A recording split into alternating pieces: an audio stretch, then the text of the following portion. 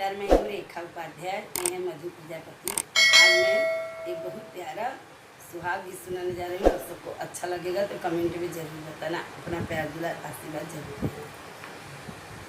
गोले गोले आमा के चकर चाकर पतिया, यारे पतिया पे बैठे काला चोर रे लालनवा, यारे पतिया पे बैठे काला चोर रे लालनवा। गोले गोले आमा के चकर चाकर पतिया, यारे पतिया पे बैठे काला चोर रे लालनवा, यारे पतिया पे बैठे काला चोर रे लालनवा।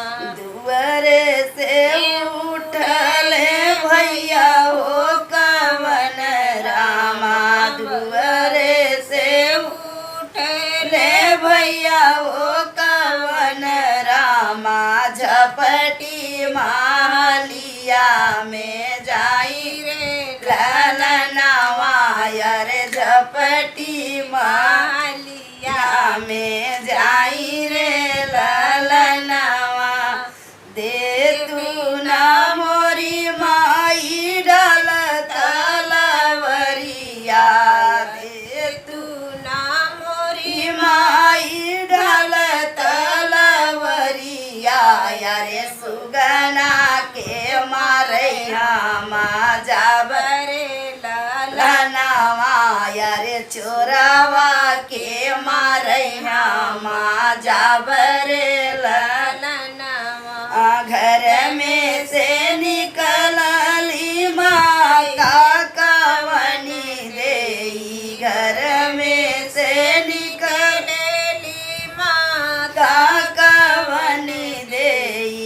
सुन बेटा यार जहाँ मार रे लालनवा, यारे सुन बेटा यार जहाँ मार रे लालनवा।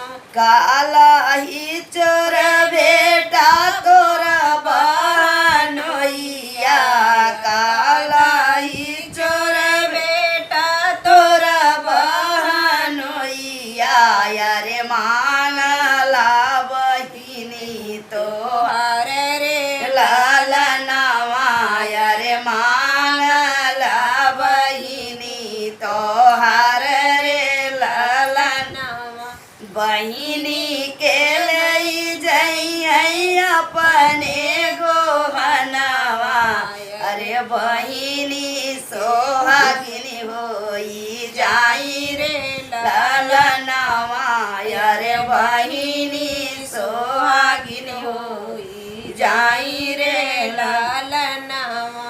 गोले गोले अमावा के चकर चाकर पतिया, गोले गोले अमावा के चकर चाकर पतिया, यारे पतिया पे बैठा काला चोर रे लालनवा, यारे पतिया पे बैठे काला चोर रे लालनवा।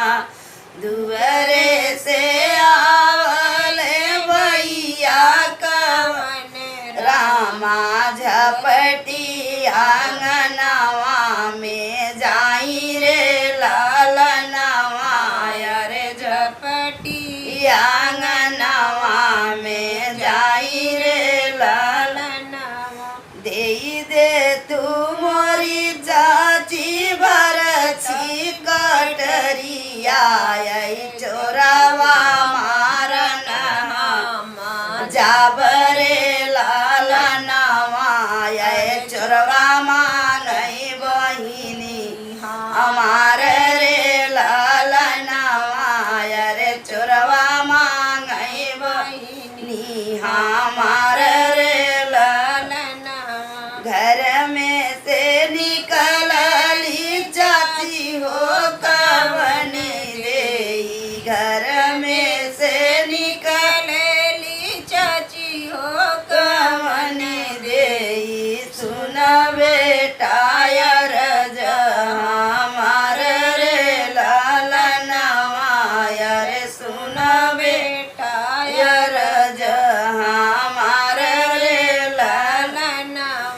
पेड़वा कछोरा बेटा तोरा बनोइया पेड़वा कछोरा बेटा तोरा बनोइया यारे बहिनी कयटल सोहागरे ललनवा यारे बहिनी कयटल सोहागरे ललनवा यारे गोले गोले अमावा के चाकर चाकर पतिया यारे चाकर चाकर पतिया यारे पतिया पे बैठे काला चोर रे लालनवा यारे पतिया पे बैठे काला चोर रे लालनवा बहरे से उठलनी भैया कवन रामा झपटी आंगनवा में ठाड़ रे लालनवा यारे झपटी आंगनवा में ठाड़ रे लालनवा दे तू मोरी दाना डाल तलवरिया यारे चोरावा मारन हामा जाबरे लालनवा यारे चोरावा मारन हामा जाबरे लालनवा यारे चोरवा मांगई बहिनी हमार रे लालनवा यारे चोरवा मांगई बहिनी